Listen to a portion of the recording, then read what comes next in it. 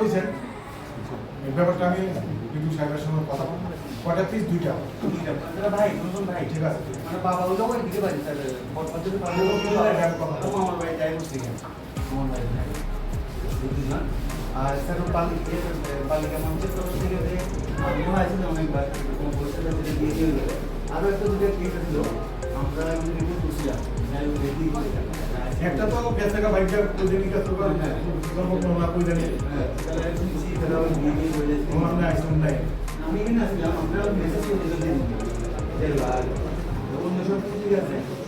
সমস্যাটা ঠিকভাবে তো আবারও সমস্ত বিষয়টাকে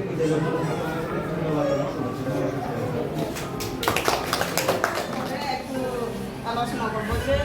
যারা ক্লাস ম্যাক্সিমামে এর আগে কিছু বছর আগে আমি ইউএস পাইথলা স্কুল ছিল স্কুলের মধ্যে ম্যাক্সিমাম এসটিরা আছে দেখা গেল এসটি স্টুডেন্টরা ক্লাস 1 থেকে 8 অবধি স্টুডেন্টরা কিন্তু ট্যালেন্ট আছে ট্যালেন্ট হলে কি হয় গার্ডিয়ানরা কোনো গার্ডিয়ানের কাছে গার্ডিয়ান হিসেবে মতন নাই তুলে কি হলো ক্লাস 8 পাস করার পরে 9 এ কাজ ঢুকালো কাজ ঢুকার পরে তারা ইনকাম শুরু হইলে 100 টাকা 50 টাকা পাইলে এটা তার কাছে আরাম লাগে আর স্কুলে পড়তে চায় না আর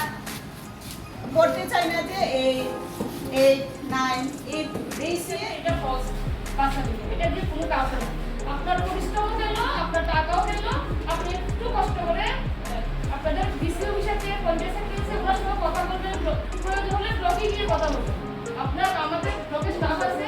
একবার দেখার জন্য উনি আপনাদেরকে সব রকম সহায়তা করবেন আর বিশেষ করে আজকে যারা মনে আছেন যারা প্রেগনেন্ট মহিলা আছেন আপনারা মানে আপনাদের যে আমাদের সোশ্যাল থেকে যে সমস্ত স্কিম আছে সেইগুলি সম্পর্কে আপনারা সবাই চাপে জানেন আমি দিদিমণিদের কাছে যারা আশা কর্মী আছেন তাদের কাছে আমি অনুরোধ করবো আপনারা এই স্কিমগুলি সম্পর্কে সবাইকে জানাবেন